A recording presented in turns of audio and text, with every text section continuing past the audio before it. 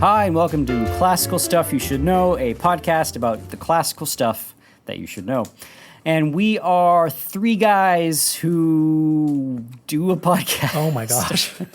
I can't say we're experts because it's not like we're experts, but we are amateurs. We're really selling it right now. No, we're amateurs. We do a podcast and we're not experts. No, We're just three guys talking into a microphone. Who Hey, is guys. the guy who's an expert doing a podcast? We're definitely not but we're experts. amateurs, which means we love this stuff. Sure. So we love old things and books and literature, which is a subsection of books, and music, and AJ does pictures sometimes. And doors. And doors. And doors. We have a couple of door episodes. And You hush, they were great. They were great. I just want to be clear. I actually really like those doors. I say this every single time, but on YouTube, we actually have like all the pictures that AJ is referencing in those videos. So you should watch those on YouTube, please. I mean, they are good episodes to start with. One could even call them gateway episodes to the rest of the podcast. I hate everything. Or like a So threshold. Thomas, what's your topic? Yeah, anything other than this conversation. Okay, so I guess I'll dive into it. So I'll be talking today about a man named Frederick Douglass. We'll do some lead in to actually talking about our subject today. We are recording this episode on July 5th, which makes this the 170th anniversary of a speech that Frederick Douglass gave titled, "What to the Slave is the 4th of July," which will be eventually what we get to. And by when I say eventually get to, I mean 3 episodes from now when I decide to actually talk about the content. Before we start even on our path there, yesterday was a day of note. What was yesterday? It's Independence Day. Independence Day, the 4th of July. What are we celebrating on the 4th of July? The Declaration of Independence. Sure. So, but didn't they all think that it was going to be the 2nd of July was the big day? Sure did. I think it was ratified. Was it ratified on the 4th? Ratified on the 4th. And I want to say finish on the 2nd is maybe what that was, but Or the 2nd was another day where they, anyway, yeah. during the American Revolution, the legal separation of the 13 colonies from Great Britain actually occurred on July 2nd, which was Yes, that was it. So where that they was- said, we're out. And then on the 4th was the Declaration of actual Independence. ratification. So, this is maybe in the lore of classical stuff things. So, gentlemen, yesterday, how did we celebrate the 4th of July? Fireworks. Those are things that happened. The three Hot of us, dogs. the three of us were all together. We were all together as friends. celebrating on the 4th of July. I read the Declaration of Independence at dinner. Do you remember what part were you just reading the? The intro, all the way up till they start telling us what the king did bad. You want? So I know you don't have a computer in front of you. Do you want to pull that up just so Sure. we have it there? Getting a little Graham reading would be nice.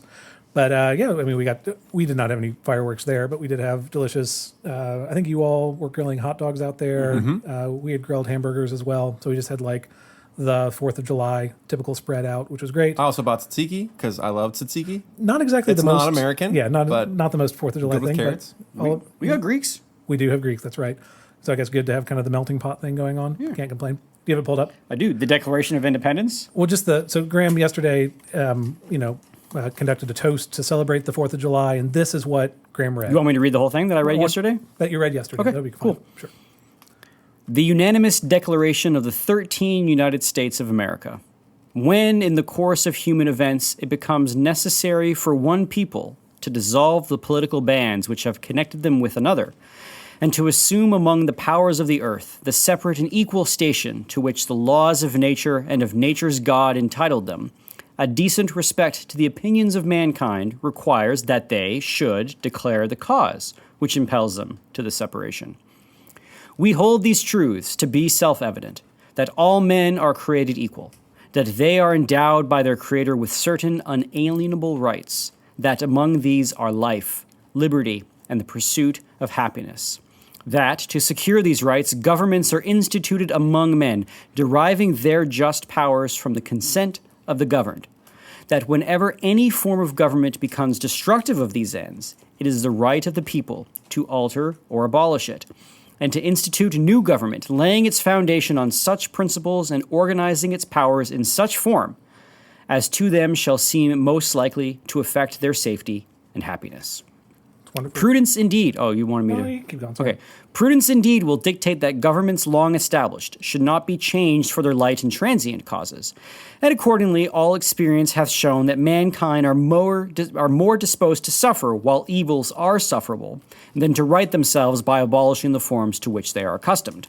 But when a long train of abuses and usurpations, pursuing invariably to the same objective, evidences the design to reduce them under absolute despotism, it is their right, it is their duty, to throw off such government and to provide new guards for their future security. Such has been the patient sufferances of these colonies, etc., etc. Wonderful. And there is much more in there, but it goes on to talk about the king and the stuff Yeah. he's done, which is not, Let me tell you what he did. that's not that great. And in listening to that, I don't know your reaction in listening to the Declaration of Independence. I think part of it is a pride. There's a incredible bravery in the men that did that. They took on action against the British and were willing to go to war over their conviction of the unjustness of the relationship that they had at the time. So there's like a lot of like really, really good stuff in there. And maybe you two don't feel this way, but there's kind of an not awkwardness. There's like a discomfort in hearing that also. And maybe this is brought on by kind of the modern conversation about kind of a reinterpretation of history, but it's hard to listen to that and only take the heroic view toward those founders because there's an inconsistency baked into what they're writing in the Declaration versus kind of the life that they're going to lead after that.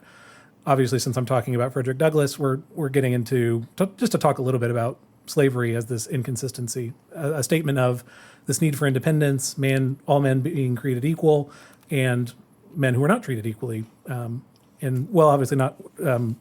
We're talking primarily about men in this, and because women's suffrage happens after. Yeah, some are more equal than others, turns out. Yeah, and which I think isn't that an Animal Farm line? But Yep.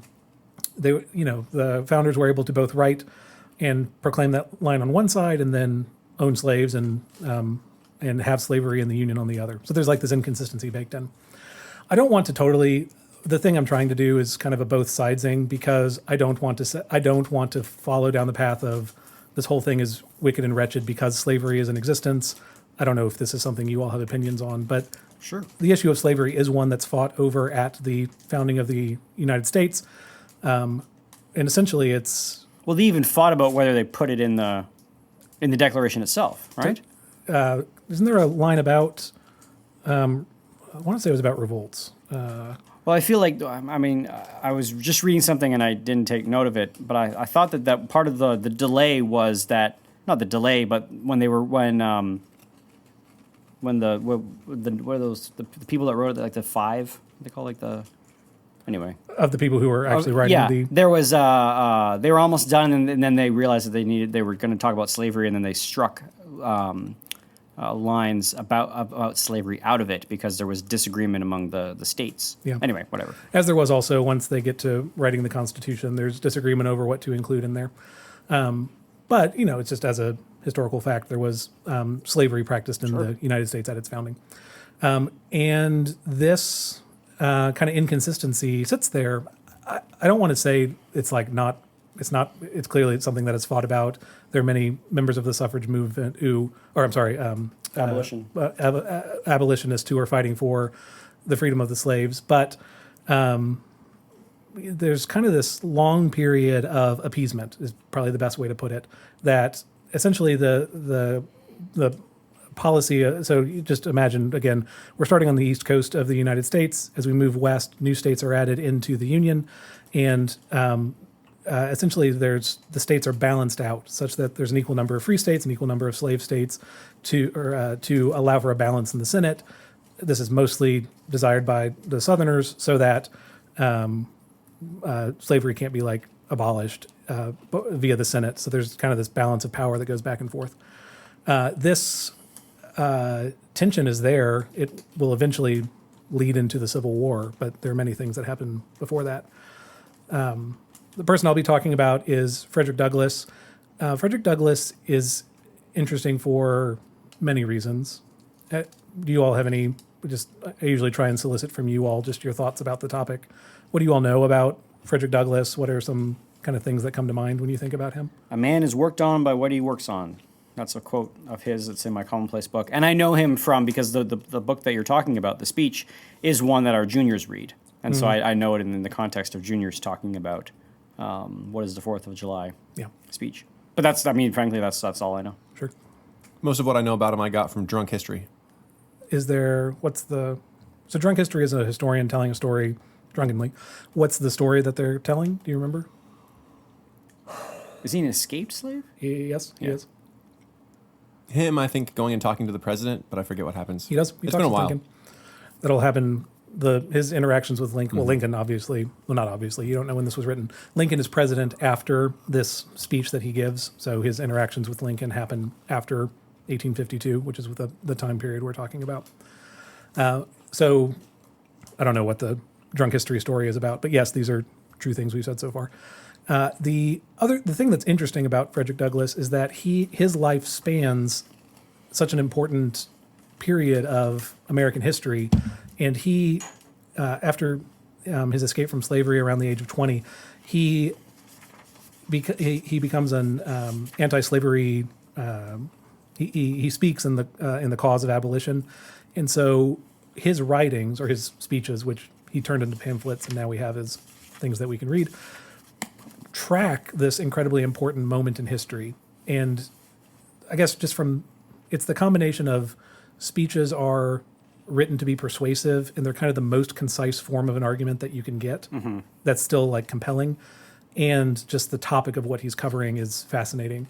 And so if you just like look at his active life from somewhere around 1835 to when he dies in 1895, again, you're covering the rise of the abolition movement, you're covering Dred Scott, you're covering the Civil War, and then you're covering Reconstruction. So you get to see all of this through the eyes of a significant black intellectual during that time. And so I'll be focusing on just one of his speeches because it's great. If you want more about him, there is a great biography that is called Prophet of Freedom? These are things Frederick Douglass, Prophet of Freedom by David Blight, that was helpful for me in coming up with some of the ideas in this episode, but it's a great book. All right, so I won't go too much into it. Frederick Douglass was born in Maryland. He was born into slavery in Maryland. We don't know who his father was. There are rumors, and he had heard these rumors that it was either his first or second owner could have been his father, but he didn't ultimately know. There's research into that now that perhaps has more closely settled it, but we still don't really know who his father was. He was separated from his mother very young and would live with his grandmother until, I believe, until he was old enough to essentially be moved on his own. What else do we have on here? His early years in life, we don't have a ton of information about, because Frederick Douglass would go on to write 3 autobiographies, and he didn't write his first one until, I want to say 1840. I have it on here somewhere, sorry.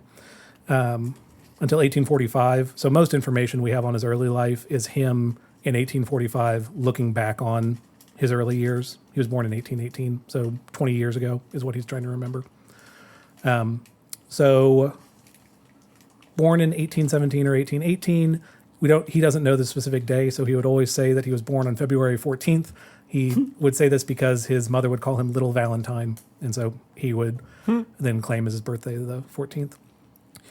He would work in the homes of 3 families: the Auld family, the Freeland family, and the Covey family. He would be taught to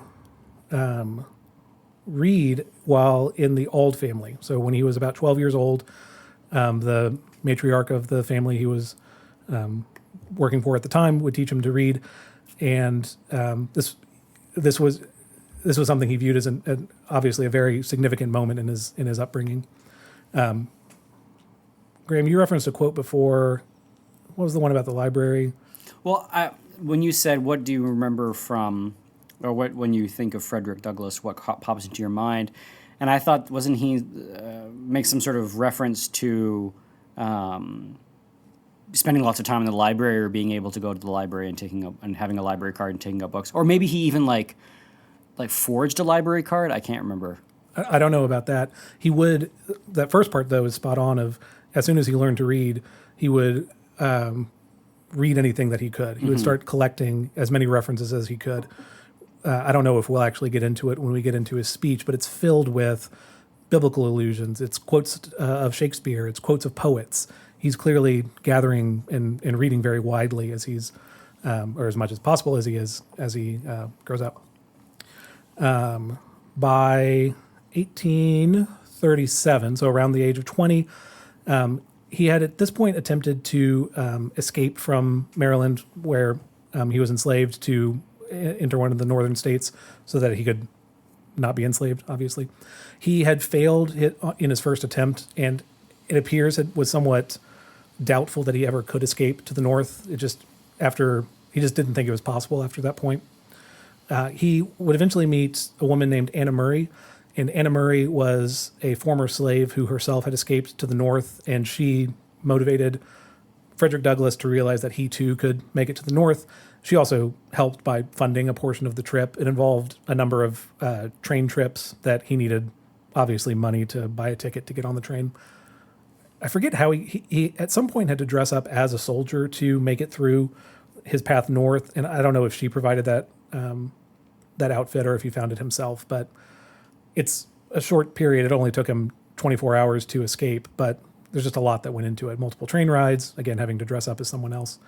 And then he eventually made it to the north. I think he made it first to Pennsylvania and then eventually further north to New York, where he would live primarily. So that's 1838 that he escaped. 12 days after he escapes, he marries Anna Murray, which is awesome. Aww. Isn't that something? Yeah. You know, I think she was 5 years his senior, but they, similar in age, but they very quickly got married afterwards, which is great. It's somewhere around this time where he also adopts the name Douglas. It was through someone's recommendation, that's the name that he chose to go by, and that she would eventually have as her last name as well. He became a licensed pastor in 1839. He joined the African Methodist Episcopal Zion Church, which is a denomination, because he tried to go to other churches first, but they were segregated, and so he refused to attend to them. And that's this is important for his early life. But again, just think of the swing that we're going to go through in this man's life, where he goes from, he's born into slavery, he's escaped at this point, and he's going to live through the full abolition of slavery and then the aftermath of that, which obviously we won't get to. But that's the course of his life, which is... what a blessing to be, as an abolitionist, able to see the end of it. Yes. Right? That's huge. I agree with that. I think there is also some amount of disappointment at what the end included, because in the South, particularly, or the Reconstruction. Yeah, because you can solve one thing at the federal level, but then polling is handled at the local level, and so it doesn't end the issue, but it's something that would have seemed impossible when he was born. It's a win. Yes, it's a right. You take him when you can get him. Sure, that's definitely sure. But when you have like a war, and then there's the Reconstruction, and there's usually, whenever there's the end of any sort of conflict, there's always the we're gonna the winner, we're gonna grind it into the loser. I know it's an area of history that I don't know much about, or more. There's an area of history I want to know more about. Sure. It seems like a lot of things were set in motion during the Reconstruction after the Civil War that maybe we don't know a lot about, just sort of in our popular understanding of the history of the country, that actually have a lot of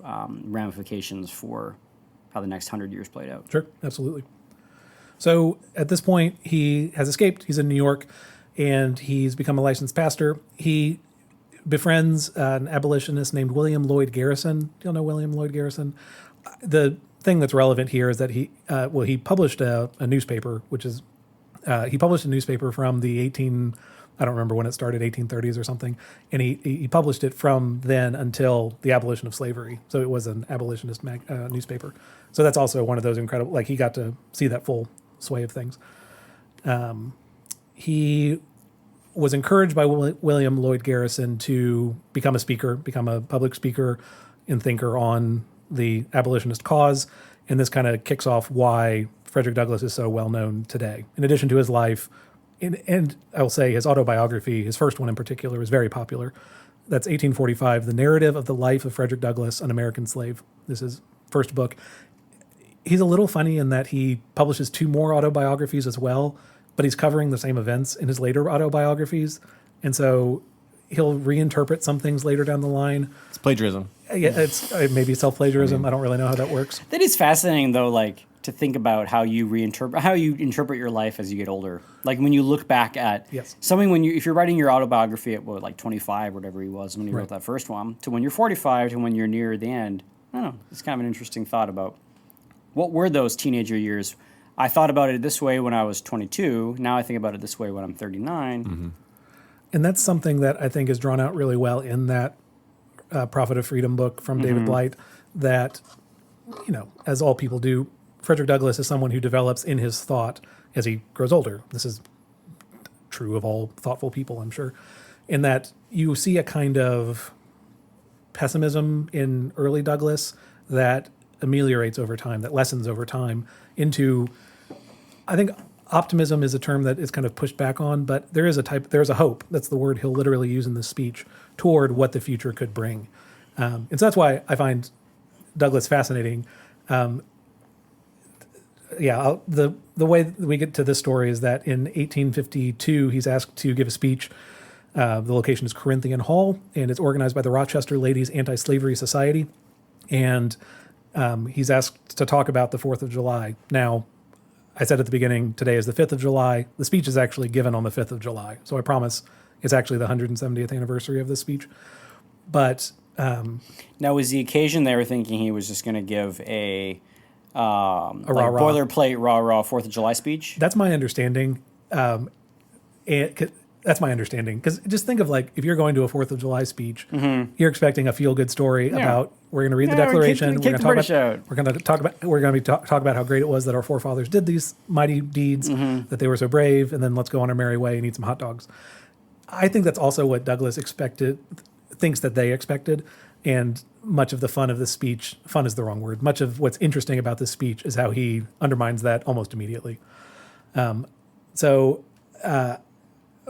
Obviously, I just want to read most of what he wrote in the speech. I think it's fascinating. Did you say, is it in that? I was just about to look. I don't think it is. Okay, so That's why I have the documentary history of the United States, Yeah. which is just a primary assessment. So we have it we use it in our history class at Veritas, and I was just seeing if it's in here. I don't think it is. Which, feel free to, if you want to pull it up. Again, the title of this is What to the Slave is the 4th of July. What was the name of that newspaper? The Liberator? Yeah. There's the Abolitionist Crusade. The first issue of the Liberator is in this documentary history. Does it say when it was? Was it 1830 something? I can look it up Oh, here. it's not super important. But yes, the way he starts the speech, and just if you think of what do we want on a 4th of July speech, it seems like he's supposed to just give the "Isn't it great to be in America" speech, and he does start with that. He's not roasting his audience immediately off the bat. Again, I just have lots of quotes here. This, for the purpose of this celebration, is the 4th of July. It is the birthday of your national independence and of your political freedom. This, to you, is what the Passover was to the emancipated people of God. It carries your minds back to the day and to the act of your great deliverance and to the signs and to the wonders associated with that act and that day. This celebration also marks the beginning of another year of your national life and reminds you that the Republic of America is now 76 years old. So that's a lot of what the opening is. Just from my poor reading of that one quote, is there anything funny that sticks out in the way that he has framed the 4th of July? Well, that it's the exact same as the analogy he uses is the enslaved Jewish people. Yes. Because he's obviously going to draw the link between that and that there is an enslaved people continuing to this day. Sure. I'll read another quote exactly in line with that. Oppression makes a wise man mad. Your fathers were wise men, and if they did not go mad, they became restive under this treatment. They felt themselves the victim of grievous wrongs, wholly incurable in their colonial capacity. With brave men, there is always a remedy for oppression. Mm-hmm. So he's claiming to be talking about the founding. He's clearly talking about something else, right? There's another thing in here, which is... But also using that rhetoric device of ingratiating yourself to the audience. I understand the meaning of this occasion for you, and I can voice it in a way that shows that I'm sympathetic to it. Hey, by the way, it is the same as this thing that you should be caring about with me, and it's it's brilliant. I agree with that, and I guess that's part of the reason I'm bringing this to you all is that I know he's doing something masterful here. I don't know the formula that he's following or the names for whatever this is. I'm sure this is some type of Comparison, right? exordium, I guess. But is this so? Comparison would be that he's Common topic would of be the comparison. common topic of We're probably comparison. still in the exordium, although I think this is ceremonial Yeah, discourse it's a rather ceremonial than judicial or deliberative. deliberative. Yeah, it's not deliberative, so I don't think it follows the same format. okay. And I haven't done as much studying of ceremonial discourse. Okay. But he'll definitely spends a decent amount of time in this setup. When we say exordium, do we just mean the first part of the speech? Is there a more The setup is also the intro. their audio, the background. Yeah, and that's the thing. That's why I don't think Yeah, it follows the same thing. Ceremonial is a little bit different. Okay. But so when you say ceremonial, you just mean he's actually giving a formal speech? A speech that is commemorating the event that is happening in the present. Yep. So yeah, the three types of discourse have to do with time. So judicial is trying to find out what happened in the past. Ceremonial is concerned with the now, and then deliberative is concerned with what we do in the future. And so ceremonial is usually to praise or blame, right? That's usually what's happening, is you are praising something or blaming something. Okay. Like to lift everybody's spirits and say, what a great day, this is fantastic, everyone's at this wedding, we are all so blessed, look at all you smiling, and I love these two people and happy life, right? I do wonder, because he'll make a shift pretty soon that, again, we'll talk about. But so like take the Julius Caesar speech, the Mark Antony speech, where ostensibly Antony is praising Brutus. Brutus is an honorable man, but obviously he's actually using it to He's undermine blaming Brutus. it, yeah. Is that a ceremonial speech that Antony is giving at that point? Maybe that category is not helpful, but how would you? I would say it's ceremonial. I would say that maybe it leaks a little bit into judicial at the past end of it, trying to figure out what actually happened. Okay. But yeah, it's I would say it's pretty ceremonial. Okay. I just wonder because I think that kind of similar setup and then kind of inversion in the speech is what Douglass is doing here. So I wasn't sure if, and again, Douglass is well read on Shakespeare, so he would understand a reference like that. But yeah, I wasn't sure if there was like a name for that. But I'll keep going with it, and we can keep reacting. So again, this opening is about praising the events of 1776, the bravery that existed in the 4th of July or the 2nd of July, or that whole period leading up to 1776. Fellow citizens, I am not wanting in respect for the fathers of this republic. The signers of the Declaration of Independence were brave men. They were great men too, great men to give fame to a great age. So that's the general feel of this entire first section is praise. It's the ceremonial speech that is appropriate to the venue he's giving, and I think is what the group gathered there. I think that's what they wanted to hear for the entire speech. Unfortunately, I want to say this is a 20-page speech. 14 of the pages are spent in this middle section, which is very much not the polite, be proud of your past. This is the transition where he kind of moves into the second part of the speech. I leave, therefore, the great deeds of your fathers to other gentlemen whose claim to have been regularly descended will be less likely to be disputed than mine. But my business, if I have any here today, is with the present. The accepted time with God and his cause is the ever-living now. Trust no future, however pleasant. Let the dead past bury its dead. Act in the living present, heart within and God overhead. You catch that? What's that last one? The trust no future, however pleasant. Isn't that Longfellow? Yeah, it's a Psalm of Life by Longfellow. Sorry, I forgot if we had just said this. Did I comment on his use of your in the first section? So you haven't, but it's Just to say that, I'm sure you all noticed it, but that he's very clearly saying, distancing himself from. yes, that this is great for you. This is great that your independence was achieved on this day, setting up that his is not. So that's, he then makes this transition to say, yes, these past events are great, but we must then use this past to deal with the present. We have to do with the past only as we can make it useful to the present and to the future. Fellow citizen, pardon me, allow me to ask, why am I called upon to speak here today? What have I, or those I represent, to do with your national independence? Are the great principles of political freedom and of natural justice embodied in that Declaration of Independence extended to us? And am I, therefore, called upon to bring our humble offering to the national altar and to confess the benefits and express devout gratitude for the blessings resulting from your independence to us? Can you imagine being in the room?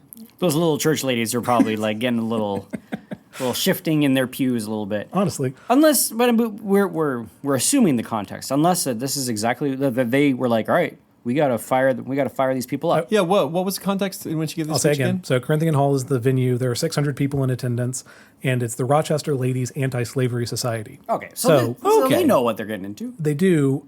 Douglass's critique is not only against the slaveholding states, for what that's worth. There were problems in the North related to racial relations. So they will eventually be won over to his argument, but I could also see there being that discomfort of, I wanted the happy. I don't know exactly what they expected. I am reading too much into what I think it was like to sit there, but there is like It's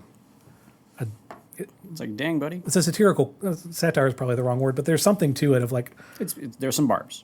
yes, and clearly some kind of something was expected, and he knows that, again, that's the point of the why was I called upon to speak here. He thinks it was to give this praise, but he's actually here to do something else. So there is that going on there too. Man, all I want to do is read long quotes. I apologize in advance. That's okay. The quotes are awesome. I'm I'm really enjoying them. All I ever say is just go and read the actual speech, which is the thing you probably should do anyway.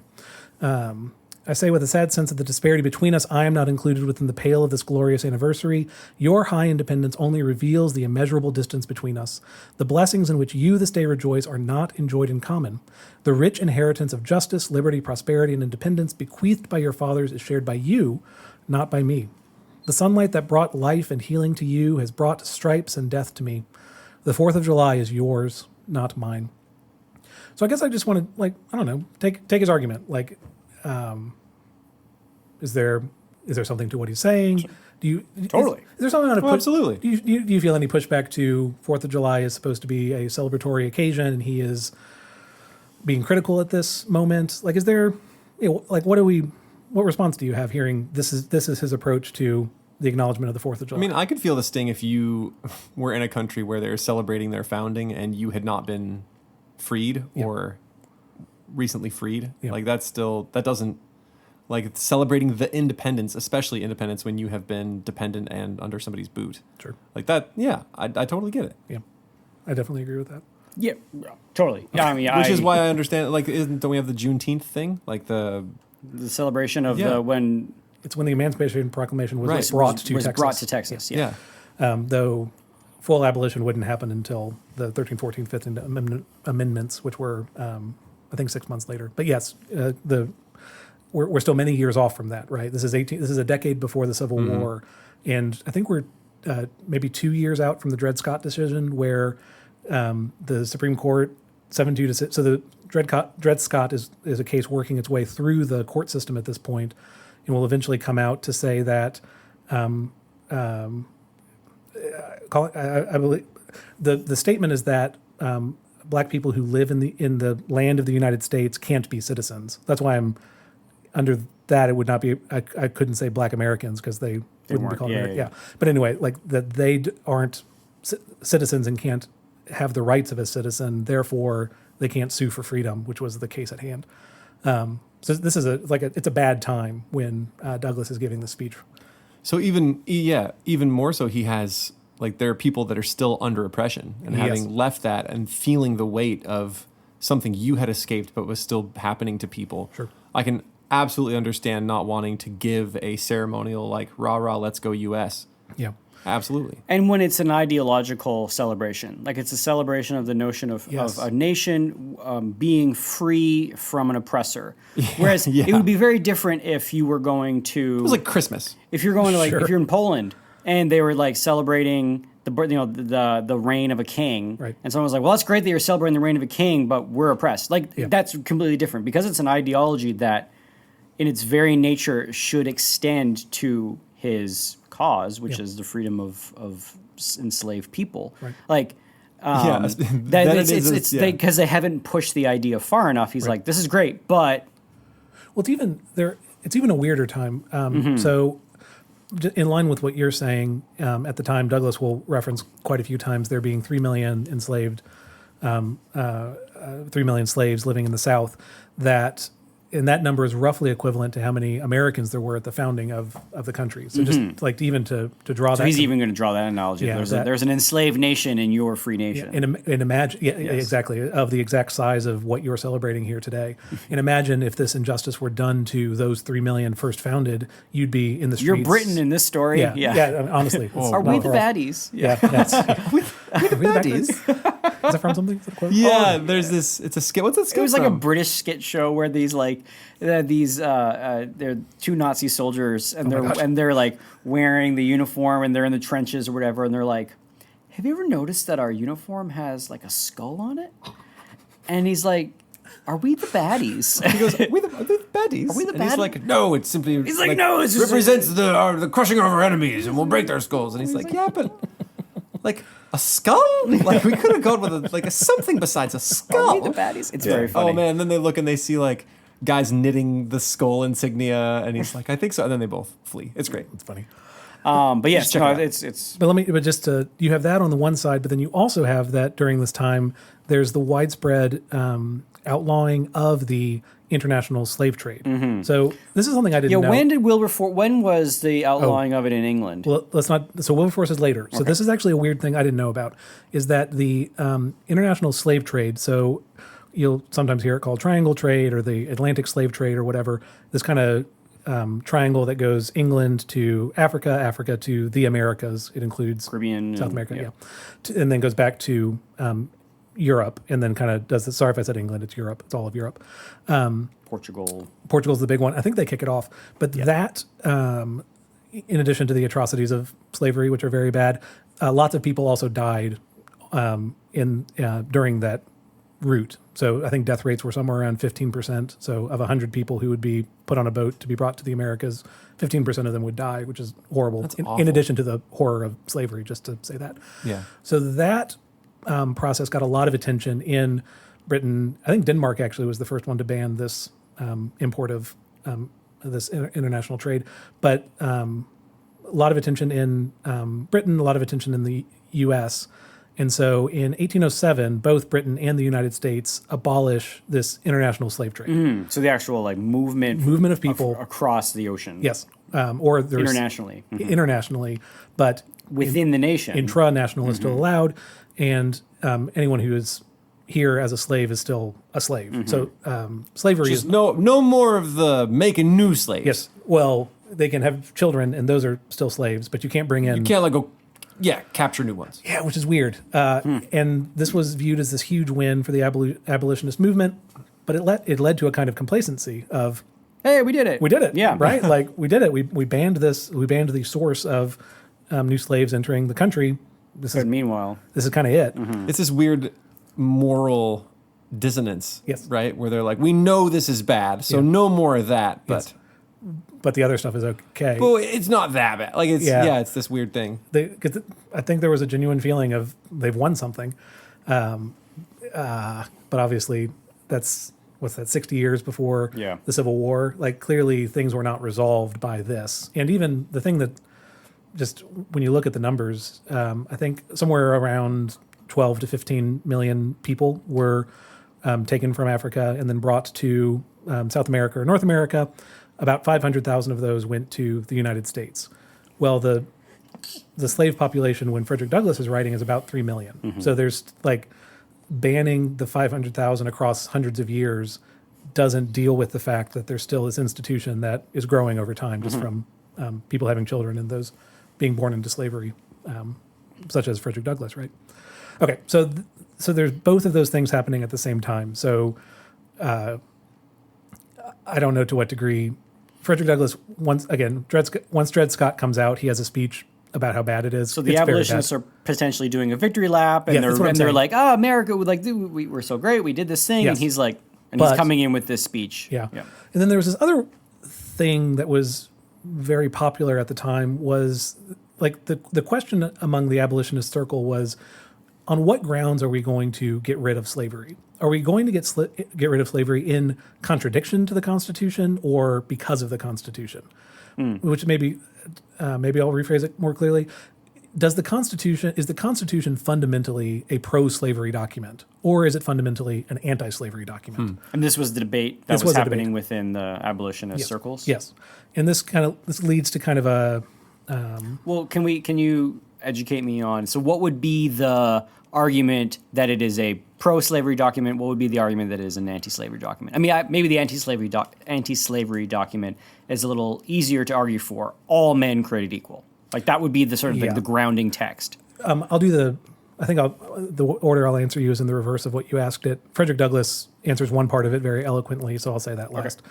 The more boring part is just, so if you just read, like there are sections of the Constitution. So the word slavery is not in the Constitution. Someone I'm sure listening will prove me wrong, but I believe that is a thing often repeated. There are two sections that clearly reference slavery that don't use the word slavery. Do you all want to guess what these two are? One of them we referenced. Presumably has to do with property. Well, we referenced one of them before the podcast started recording. You remember? Three-fifths? Three-fifths compromise. So the three-fifths compromise, so only men of good reputation, landowning men of good reputation could vote at the founding of the, I think that's the quote, sorry if I'm wrong, at the founding of the United States. How do you determine good reputation? A lot of the stuff is handled pretty locally. Instagram, duh. I don't know. Instagram likes? Instagram, yeah. And that relationship of property to good reputation is not totally separated. So to have a like productive farm is a sign of good reputation. I couldn't give you the 3 bullet points. To be like a wandering circus performer? Not so much. Yeah. Sorry, AJ. Okay. But to determine how to determine representation, they had to like count the number of people in each state. Well, they obviously counted all the people who could vote, but then they had a question of, well, how do we count everyone else? And so the decision was made to count 3/5 of. I don't have the words in front of me. It doesn't. I want to say it says like 3/5 of all others. I can just get you the text. Hold on. No person shall have a representative who shall not have attained. No, this is not it.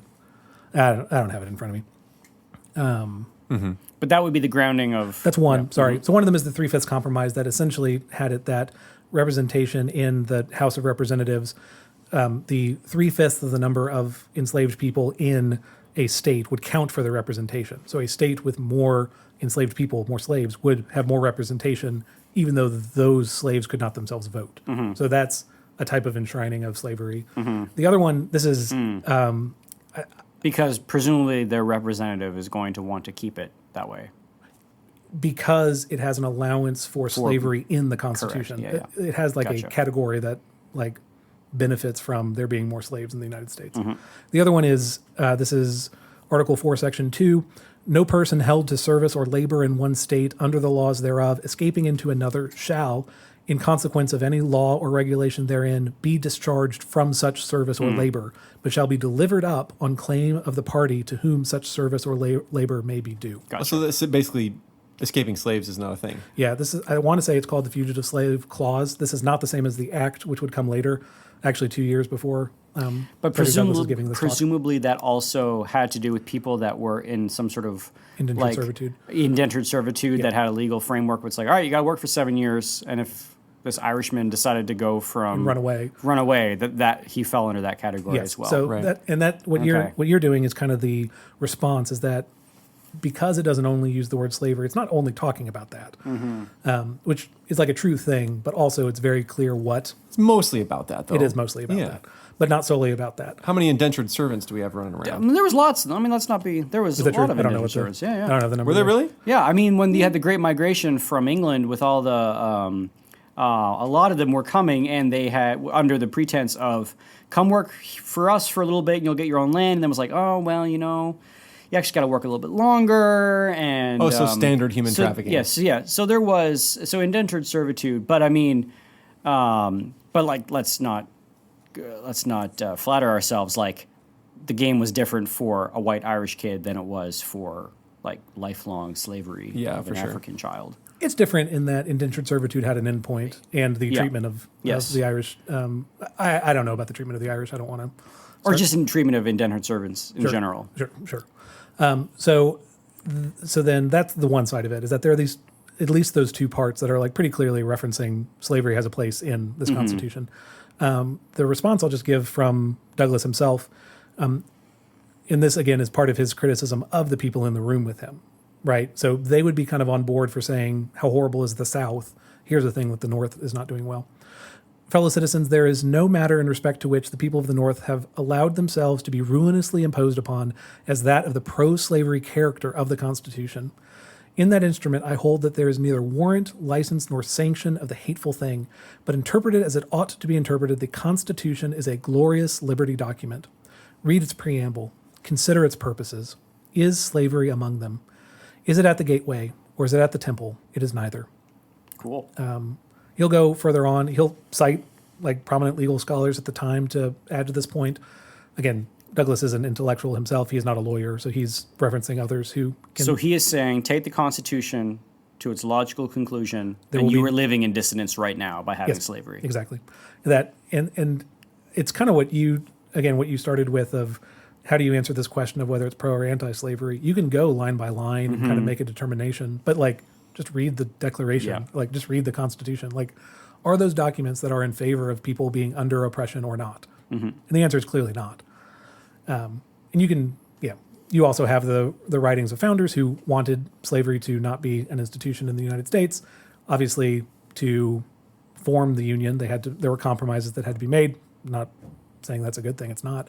But that's just kind of where it is. This tension has long existed, but what's actually built into the Constitution is liberty, and what will lead eventually to the liberty of all those living within the United States, is the argument that he makes.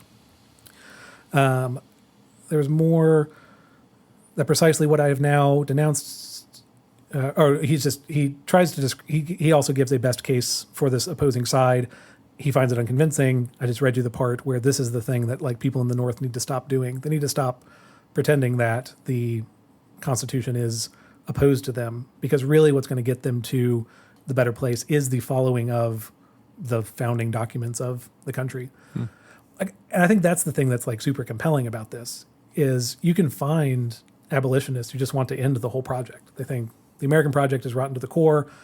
This actually is what will lead to a split between Garrison and Douglass, is that Garrison thinks that there's kind of no redeeming it? no redeeming it, and that essentially it needs to be destroyed.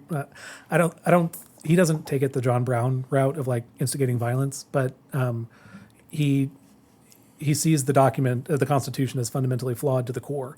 And Douglass ultimately is convinced that that is not a true statement.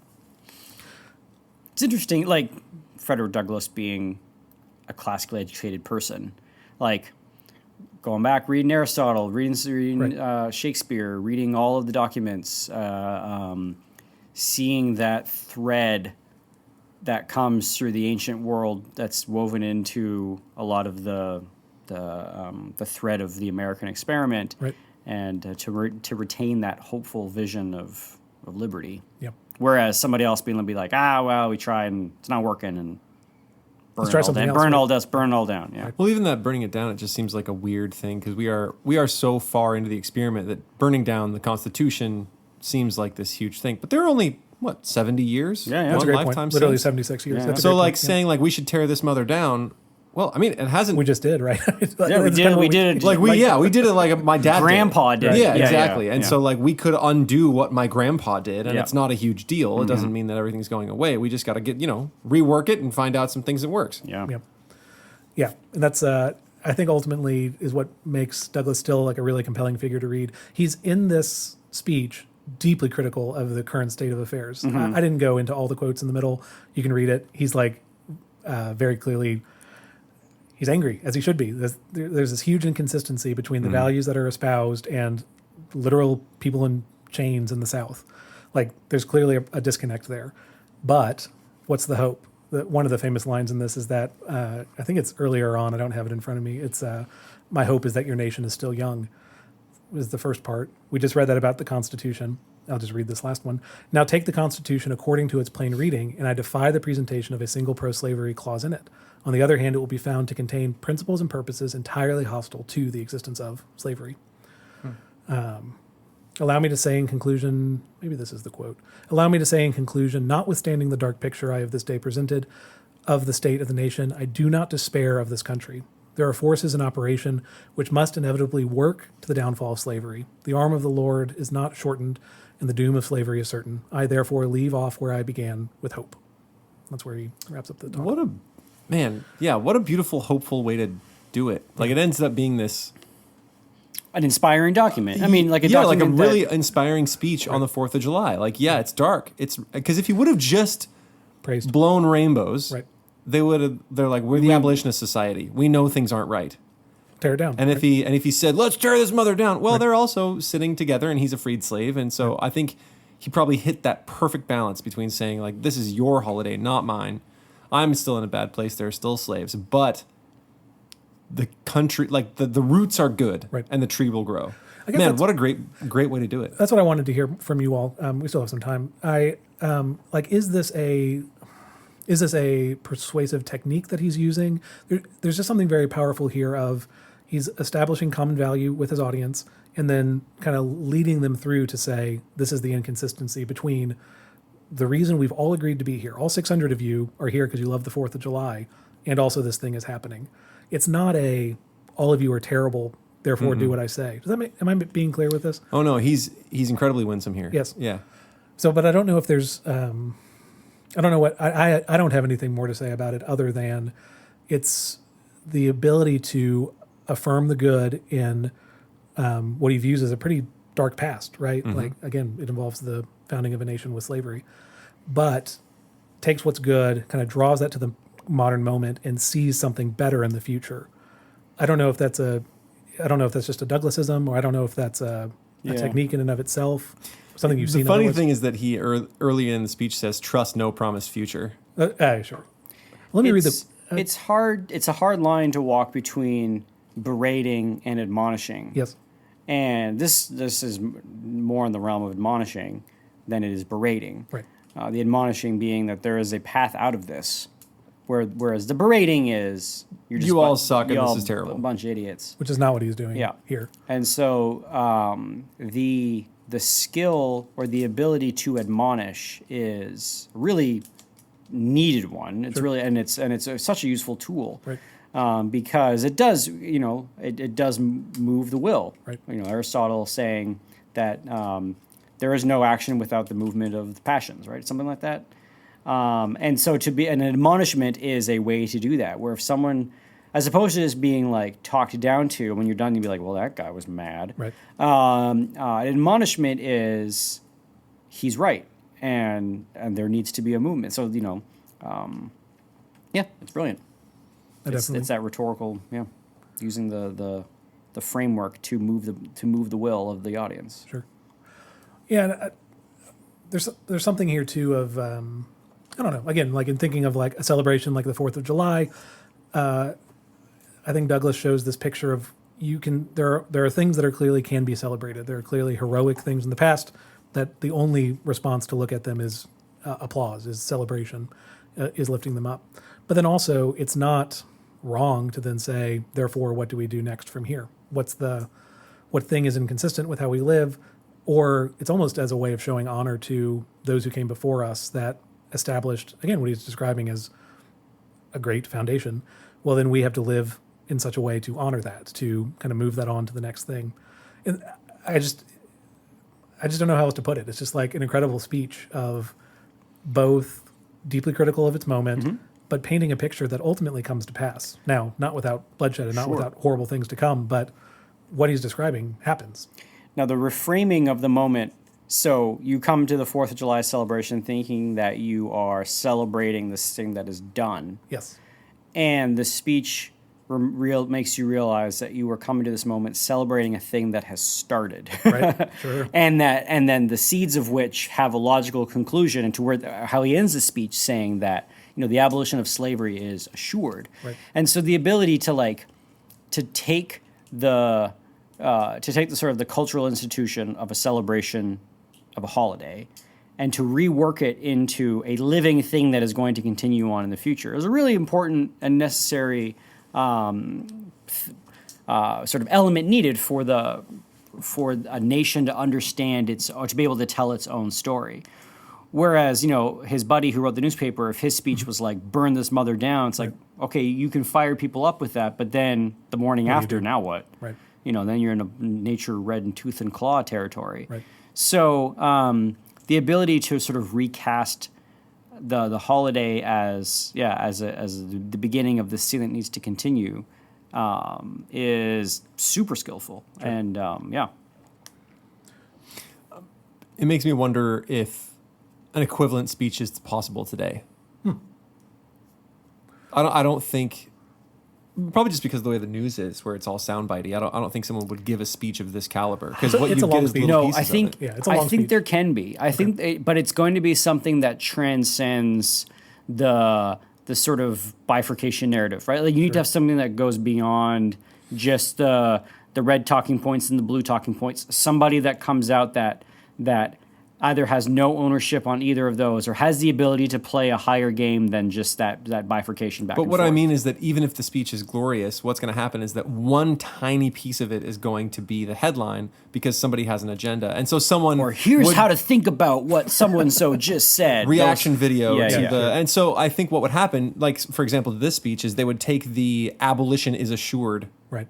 And they would publish that and say Frederick Douglass claims abolition is a sure thing, and then have this big teardown piece about how he's trying to like rip up the system. And there's the stuff they would find is that. He's got some incendiary things. Yeah, 2 years before this, the Fugitive Slave Act is passed, which allows for bounty hunters essentially to go to the north and bring slaves back to the south, and Frederick Douglass advocated for the murder, not the killing of these people who are trying to steal people bounty back hunters. Yes, and. So, like, that's the thing they would point to, right? So there were plenty of things that would be controversial in what he thought. His views on violence changed over time for what that's worth. But, yeah, you would be able to find something in the life of Frederick Douglass.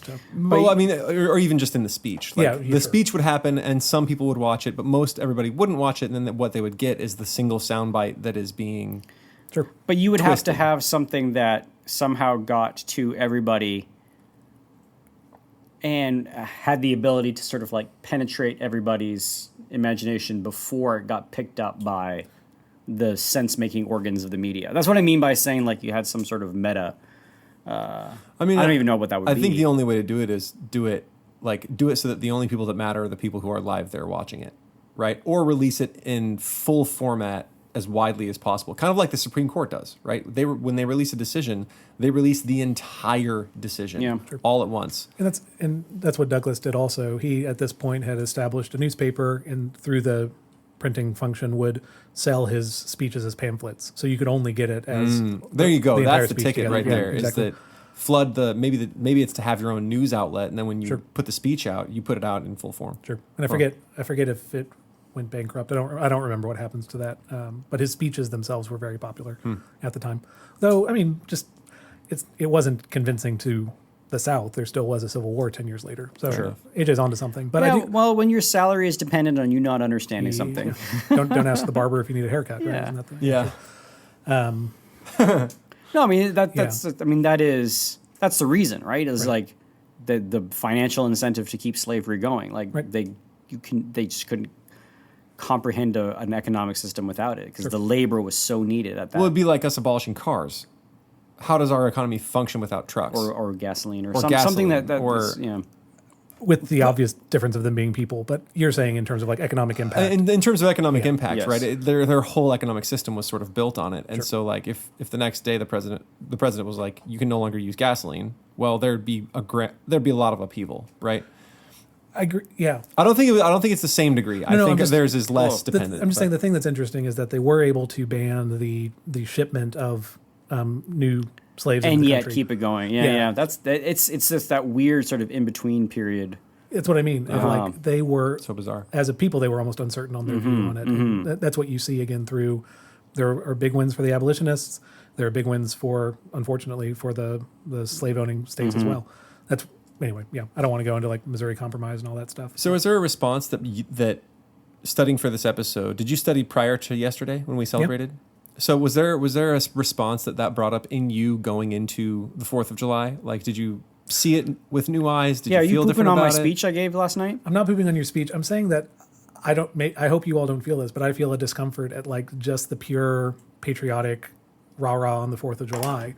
And that's, again, like just the discourse over the last few years in the country has been such like an anti-patriotic view that I both want to hold that something great happened in 1776 and also the project's not done. And I think Douglass gives that perfect picture of see with clear eyes what was good, what wasn't, do the work. And I think that's the right place to land on. But prior to diving into Douglass, it was just discomfort for me of like, how do I celebrate this day, or how do I feel about this day? That's interesting. As I continue to read Rousseau, it's kind of, I don't know. I've just been thinking a lot about this because at one point he talks about like if you are living in a commonwealth and getting the benefits from it, you are compelled to fight for that country if called. That is one of your responsibilities because they have been essentially protecting you from the vicissitudes of nature, right? From animals attacking you and people stealing your stuff. And like they have been doing that service for you. And so you are compelled to do that service for the rest of the country should it need you, which is a weird way to think about it. I don't think hardly any of our modern students would I don't think of it would have that thought way. about it that way. But that idea of there being obligations placed on us, I think is an important one. Yeah. And that's, again, I look forward to your second episode because I don't know to what degree Rousseau agrees with that. Because Rousseau is not fighting for France. right, like we choose to enter into that agreement via Rousseau. But Douglass is like, you are Christian. You like this. Your religion places this obligation on you to emancipate the people. You are American. Your founding documents put this obligation on you to do this, and it's not you individual picket. It's this to live in consistency with your values is to do these things. Yeah. So then, what is his take on it after the Emancipation Proclamation is made? My research didn't go that far. I apologize, but Because I'm just interested in like, ostensibly, someone could come back to him who heard that speech and was like, "Are we done?" And I want to know what his answer would be. I don't want to go beyond my research. I know Yeah. I know he continues to give many speeches into his later years, and I want to say I don't want to. Yeah, sure, that's fine. Let me look into that and come back with it. Okay. But we are at the hour mark. So who opened this episode? I don't know. Yeah. I did. Awesome. Well, that was a great episode. this Thomas. has That was really interesting. been Classical Stuff You Should Know with Graham, AJ, and Thomas. Thank you, Thomas. If you want to email us, you can email us at theguys@classicalstuff.net. You can tweet at us on the twits at CLSSCAL stuff. Classicalstuff.net is our website. You can patronize us on Patreon. We have a monthly AMA, so if you have questions that you want to ask, you can be a Patreon supporter and ask us those I questions. think our last one was an hour and a half. Yeah, we It have was it was long. That was a long one. A good time. And even if you aren't a Patreon supporter and you email us, we attempt to answer all of the questions that we can, but obviously placing more importance or time for people who are Supporting and who are invested in the podcast as much as we are. We also have behind the scenes banter between episodes. We do, yeah. Which we're We about have to an record in-between right now. banter, which we're about to record after this. And so this is Graham, Thomas, and AJ signing off. Bye. Ciao.